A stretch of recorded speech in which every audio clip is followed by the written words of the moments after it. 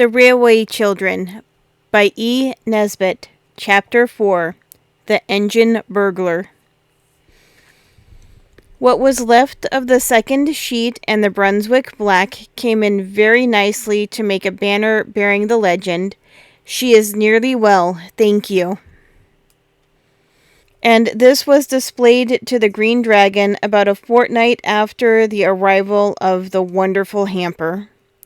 The old gentleman saw it and waved a cheerful response from the train. And when this had been done, the children saw that now was the time when they must tell Mother what they had done when she was ill. And it did not seem nearly so easy as they had thought it would be.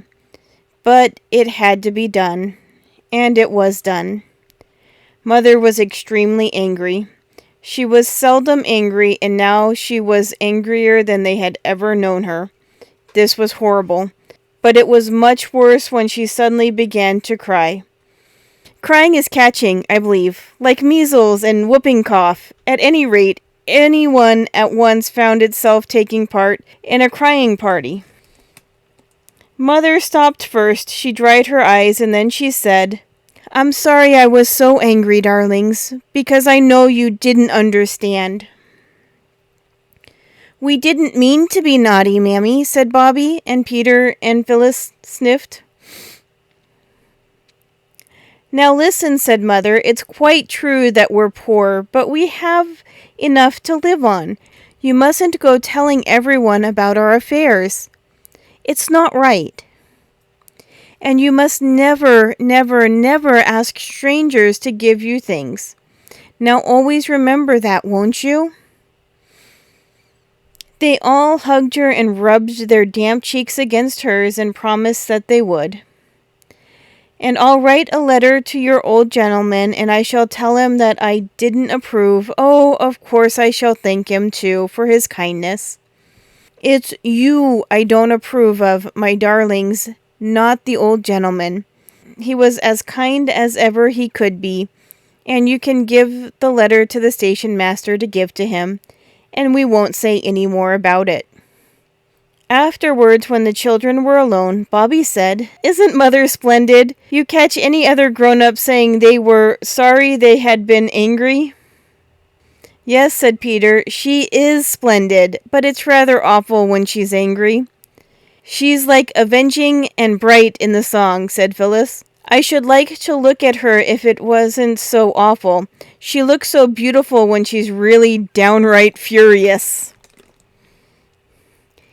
They took the letter down to the station master. "I thought you said you hadn't got any friends except in London," said he. "We've made him since," said Peter. "But he doesn't live hereabouts?" "No, we just know him on the railway." Then the station master retired to the sacred inner temple behind the little window where the tickets are sold, and the children went down to the porter's room and talked to the porter. They learned several interesting things from him, among others that his name was Perks, that he was married and had 3 children, that the lamps in the front of the engines are called headlights and the ones in the back taillights. "And that just shows," whispered Phyllis, "that trains really are dragons in disguise with proper heads and tails." It was on this day that the children first noticed that all engines are not alike. "Alike?" said the porter, whose name was Perks. "Lor love you, no, miss, no more alike nor what you and me are. That little un without a tender as went by just now all on her own, that was a tank, that was. She's off to do some shunting to other side of Maidbridge. That as it might be you, miss. Then there's goods engines, great strong things with 3 wheels each side, joined with rods to strengthen 'em, as it might be me. Then there's mainline engines, as it might be this 'ere young gentleman, when he grows up and wins all the races at his school. So he will. The mainline engine, she's built for speed as well as power. That's one to the 915 up." "The Green Dragon," said Phyllis. "We call her the Snail, miss, among ourselves," said the porter. "She's oftener behind and nor any train on the line. But the engine's green, said Phyllis. Yes, miss, said Perks. She's a snail some seasons o' the year. The children agreed as they went home to dinner that the porter was most delightful company. The next day was Roberta's birthday. In the afternoon she was politely but firmly requested to get out of the way and keep there till tea time. You aren't to see what we're going to do till it's done. It's a glorious surprise, said Phyllis. And Roberta went out into the garden all alone. She tried to be grateful, but she felt she would much rather have helped in whatever it was than have to spend her birthday afternoon by herself, no matter how glorious the surprise might be. Now that she was alone, she had time to think, and one of the things she thought of most was what Mother had said in one of those feverish nights when her hands were so hot and her eyes were so bright. The words were, "Oh, what a doctor's bill there'll be for this!" She walked round and round the garden among the rose bushes that hadn't any roses yet, only buds, and the lilac bushes, and the syringas, and the American currants, and the more she thought of the doctor's bill, the less she liked the thought of it. And presently she made up her mind. She went out through the side door of the garden and climbed up the steep field to where the road runs along by the canal. She walked along until she came to the bridge that crosses the canal and leads to the village. And here she waited. It was very pleasant in the sunshine to lean one's elbows on the warm stone of the bridge and look down at the blue water of the canal. Bobby had never seen any other canal except the Regent's Canal, and the water of that is not at all a pretty color. And she had never seen any river at all except the Thames, which also would be all the better if its face was washed. Perhaps the children would have loved the canal as much as the railway, but for two things. One was that they had found the railway first, on that first wonderful morning when the house and the country and the moors and the rocks and the great hill were all new to them. They had not found the canal till some days later. The other reason was that everyone on the railway had been kind to them, the station master, the porter, and the old gentleman who waved. And the people on the canal were anything but kind. The people on the canal were, of course, the bargees, who steered the slow barges up and down, or walked beside the old horses that trampled up the mud of the towing path and strained at the long tow ropes. Peter had once asked one of the bargees the time, and had been told to get out of that, in a tone so fierce that he did not stop to say anything about his having just as much a right on the towing path as the man himself. Indeed, he did not think of saying it till some time later. Then another day, when the children thought they would like to fish in the canal, a boy in a barge threw lumps of coal at them, and one of these hit Phyllis on the back of the neck. She was just stooping down to tie her bootlace, and though the coal hardly hurt at all, it made her not care very much about going on fishing. On the bridge, however, Roberta felt quite safe because she could look down on the canal, and if any boy showed signs of meaning to throw coal, she could duck behind the parapet. Presently there was a sound of wheels, which was just what she expected. The wheels were the wheels of the doctor's dog cart, and in the cart, of course, was the doctor. He pulled up and called out, "Hello, head nurse, want a lift?" "I wanted to see you," said Bobby. "Your mother's not worse, I hope," said the doctor. "No, but—" "Well, skip in then, and we'll go for a drive." Roberta climbed in, and the brown horse was made to turn around, which it did not like at all, for it was looking forward to its tea. Its oats. "This is jolly," said Bobby, as the dog-cart flew along the road by the canal. "We could throw a stone down at any one of your 3 chimneys," said the doctor as they passed the house. "Yes," said Bobby, "but you'd have to be a jolly good shot." How do you know that I'm not? Said the doctor. Now then, what's the trouble? Bobby fidgeted with the hook of the driving apron. Come on, out with it, said the doctor. It's rather hard, you see, said Bobby, to out with it, because of what Mother said. What did Mother say? She said I wasn't to go telling everyone that we're poor, but you aren't everyone, are you? Not at all, said the doctor cheerfully. Well, I know doctors are very extravagant. I mean expensive. And Mrs. Vinny told me that her doctoring only cost her 2 pence a week because she belonged to a club? Yes. You see, she told me what a good doctor you were, and I asked her how she could afford you because she's much poorer than we are. I've been in her house and I know. And then she told me about the club, and I thought I'd ask you, and oh, I don't want Mother to be worried. Can't we be in the club too, the same as Mrs. Vinny? The doctor was silent. He was rather poor himself, and he had been pleased at getting a new family to attend. So I think his feelings at that minute were rather mixed. You aren't cross with me, are you? Said Bobby in a very small voice. The doctor roused himself. Cross? How could I be? You're a very sensible little woman. Now look here, don't you worry, I'll make it all right with your mother, even if I have to make a special brand new club all for her. Look here, this is where the aqueduct begins. What's its name? Asked Bobby. A water bridge, said the doctor. Look. The road rose to a bridge over the canal.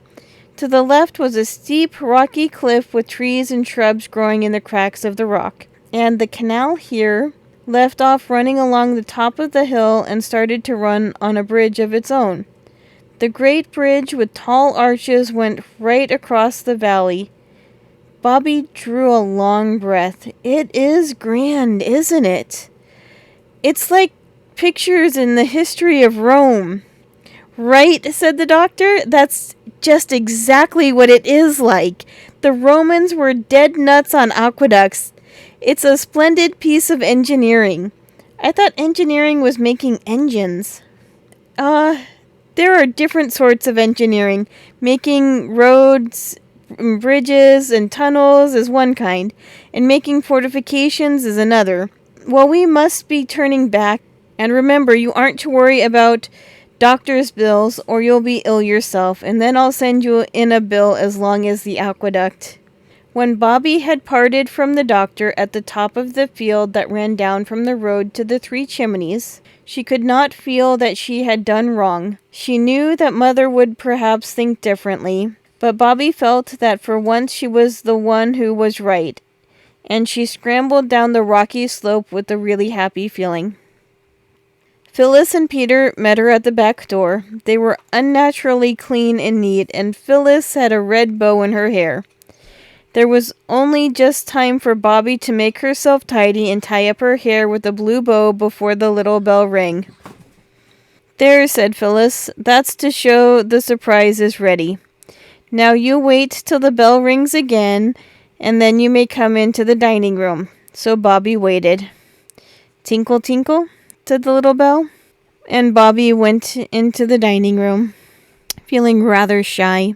Directly she opened the door, she found herself, as it seemed, in a new world of light and flowers and singing. Mother and Peter and Phyllis were standing in a row at the end of the table. The shutters were shut, and there were 12 candles on the table, one for each of Roberta's years. The table was covered with a sort of pattern of flowers, and at Roberta's place was a thick wreath of forget-me-nots and several most interesting little packages. And Mother and Phyllis and Peter were singing to the first part of the tune of St. Patrick's Day. Roberta knew that way of mothers on birthdays. It had begun on Bobby's 4th birthday. Father, for a surprise, she wondered if Mother had remembered too.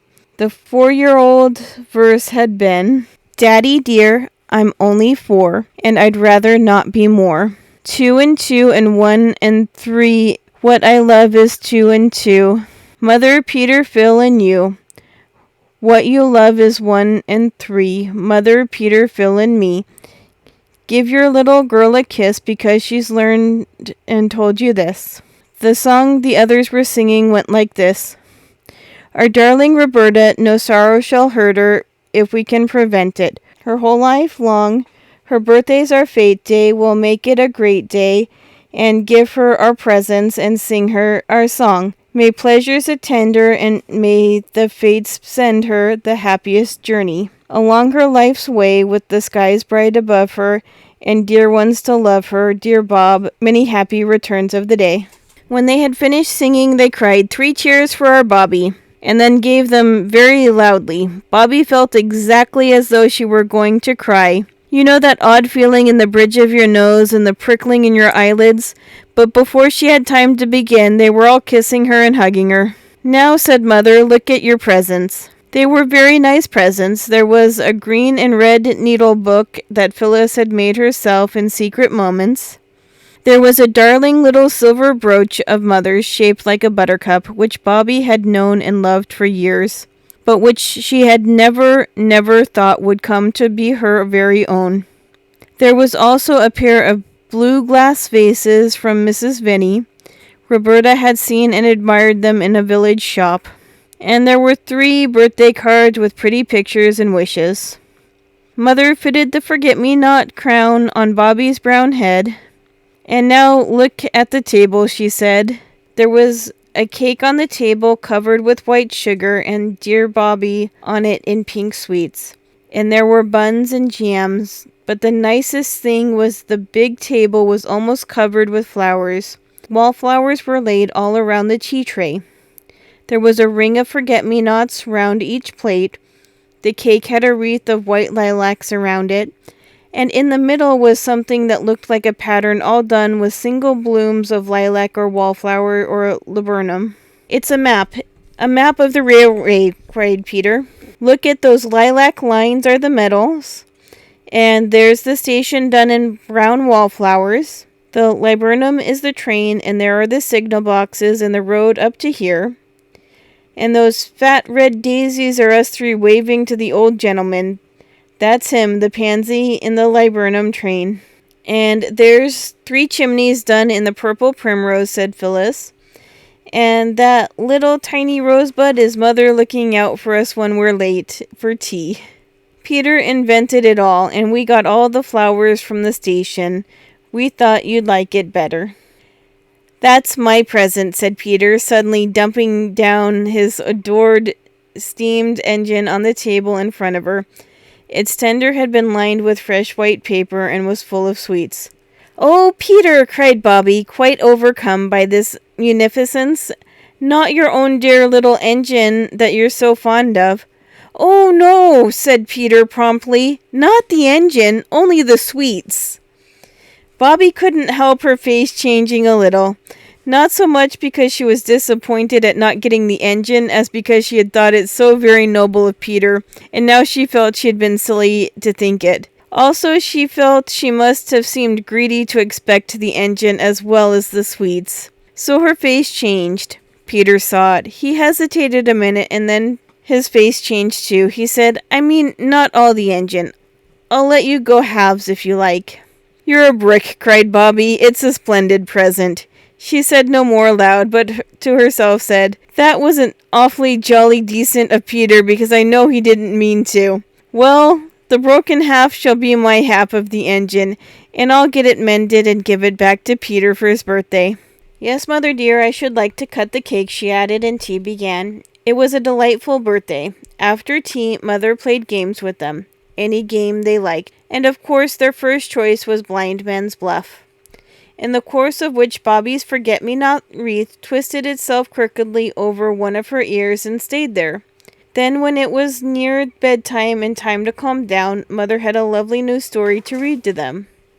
You won't sit up late working, will you, Mother? Bobby asked as they said goodnight. And Mother said no, she wouldn't. She would only just write to Father and then go to bed. But when Bobby crept down later to bring up her presents, for she felt she really could not be separated from them all night, Mother was not writing, but leaning her head on her arms, and her arms on the table. I think it was rather good of Bobby to slip away quietly, saying over and over, she doesn't want me to know she's unhappy, and I won't know. I won't know, but it made a sad end to the birthday. The very next morning, Bobby began to watch her opportunity to get Peter's engine mended secretly, and the opportunity came the very next afternoon. Mother went by train to the nearest town to do shopping. When she went there, she always went to the post office, perhaps to post her letters to Father, for she never gave them to the children or Miss Vinny to post, and she never went to the village herself. Peter and Phyllis went with her. Bobby wanted an excuse not to go, but try as she would, she couldn't think of a good one. And just when she felt that all was lost, her frock caught on a big nail by the kitchen door, and there was a great crisscross tear all along the front of the skirt. I assure you this was really an accident, so the others pitied her and went without her, for there was no time for her to change because they were rather late already and had to hurry to the station to catch the train. When they had gone, Bobby put on her everyday frock and went down to the railway. She did not go into the station, but she went along the line to the end of the platform where the engine is when the down train is alongside the platform. The place where there are a water tank and a long, limp leather hose like an elephant's trunk. She hid behind a bush on the other side of the railway. She had the toy engine done up in brown paper, and she waited patiently with it under her arm. Then when the next train came in and stopped, Bobby went across the middle of the upline and stood beside the engine. She had never been so close to an engine before. It looked much larger and harder than she had expected, and it made her feel very small indeed, and somehow very soft, as if she could very, very easily be hurt rather badly. I know what silkworms feel like now, said Bobby to herself. The engine driver and the fireman did not see her. They were leaning out on the other side, telling the porter a tale about a dog and a leg of mutton. If you please, said Roberta, but the engine was blowing off steam and no one heard her. If you please, Mr. Engineer, she spoke a little louder, but the engine happened to speak at the same moment, and of course Roberta's soft little voice hadn't a chance. It seemed to her that the only way would be to climb on the engine and pull at their coats. The step was high, but she got her knee on it and clambered into the cab. She stumbled and fell on hands and knees on the base of the great heap of coals that led up to the square opening in the tender. The engine was not above the weaknesses of its fellows, and it was making a great deal more noise than there was the slightest need for. And just as Roberta fell on the coals, the engine driver, who had turned without seeing her, started the engine, and when Bobby had picked herself up, the train was moving. Not fast, but much too fast for her to get off. All sorts of dreadful thoughts came to her all together in one horrible flash. There were such things as express trains that went on, she supposed, for hundreds of miles without stopping. Suppose this should be one of them. How would she get home again? She had no money to pay for the return journey, and I've no business here. I'm an engine burglar, that's what I am, she thought. I shouldn't wonder if they could lock me up for this. And the train was going faster and faster. There was something in her throat that made it impossible for her to speak. She tried twice. The men had their backs to her. They were doing something to things that looked like taps. Suddenly she put out her hand and caught hold of the nearest sleeve. The man turned with a start, and he and Roberta stood for a minute looking at each other in silence. Then the silence was broken by both of them. The man said, "Here's a bloomin' go!" and Roberta burst into tears. The other man said he was bloomin' well blessed, or something like it, though naturally surprised they were not exactly unkind. "You're a naughty little gal, that's what you are," said the fireman, and the engine driver said, "Daring little piece, I call her," but they made her sit down on an iron seat in the cab and told her to stop crying and tell them what she meant by it. She did stop as soon as she could. One thing that helped her was the thought that Peter would give almost his ears to be in her place on a real engine, really going. The children had often wondered whether any engine driver could be found noble enough to take them for a ride on an engine, and now there she was. She dried her eyes and sniffed earnestly. "Now then," said the fireman, "out with it. What do you mean by it, eh?" "Oh, please," sniffled Bobby. "Try again," said the engine driver encouragingly. Bobby tried again. "Please, Mr. Engineer," she said, "I did call out to you from the line, but you didn't hear me. And I just climbed up to touch you on the arm. Quite gently, I meant to do it. And then I fell into the coals, and I'm so sorry if I frightened you. Oh, don't be cross. Oh, please don't," she sniffled again. "We ain't so much cross," said the fireman, as interested like. "It ain't every day a little girl gets tumbled into our coal bunker out of the sky, is it, Bill? What did you do it for, eh?" "That's the point," agreed the engine driver. "What did you do it for?" Bobby found that she had not quite stopped crying. The engine driver patted her on the back and said, "Here, cheer up, mate. It ain't so bad as all that air, I'll be bound." "I wanted," said Bobby, much cheered to find herself addressed as mate. I only wanted to ask you if you'd be so kind as to mend this." She picked up the brown-papered parcel from among the coals and undid the string with hot red fingers that trembled. Her feet felt the scorch of the engine fire, but her shoulders felt the wild, chill rush of the air. The engine lurched and shook and rattled, and as they shot under a bridge, the engine seemed to shout in her ears. The fireman shoveled on coals. Bobby unrolled the brown paper and disclosed the toy engine. "I thought," she said wistfully, "that perhaps you could mend this for me, because you're an engineer, you know." The engine driver said he was blowed if he wasn't blessed. "I'm blessed if I ain't blowed," remarked the fireman. But the engine driver took the little engine and looked at it, and the fireman ceased for an instant to shovel coal and looked too. "It's like your precious cheek," said the engine driver. "Whatever made you think we'd be bothered tinkering penny toys?" "I didn't mean it for precious cheek," said Bobby. "Only everybody that has anything to do with the railways is so kind and good. I didn't think you'd mind. You don't really, do you?" she added. For she had seen a not unkindly wink pass between the two. "My trade is driving an engine, not mending her. Especially such a hout-sized engine as this 'ere," said Bill. "'Ow are we going to get you back to your sorrowing friends and relations, and all be forgiven and forgotten?" "If you'll put me down next time you stop," said Bobby firmly, though her heart beat fiercely against her arm and she clasped her hands, "and lend me the money for a third-class ticket, I'll pay you back, honor bright. I'm not a confidence trick like in the newspaper, I'm really not." "You're a little lady every inch," said Bill, relenting suddenly and completely. "We'll see you get home safe. And about this engine, Jim, ain't you got ne'er a pal as can use a soldering iron? Seems to me that's about all this little bounder wants doing to it." "That's what Father said," Bobby explained eagerly. "What's that for?"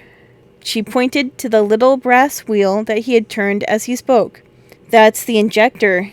"In what?" "Injector to fill up the boiler." "Oh," said Bobby, mentally registering the fact to tell the others. "That is interesting." "This 'ere is the automatic brake," Bill went on, flattered by her enthusiasm. "You just move this 'ere little handle. Do it with one finger you can, and the train jolly soon stops. That's what they call the power of science in the newspapers."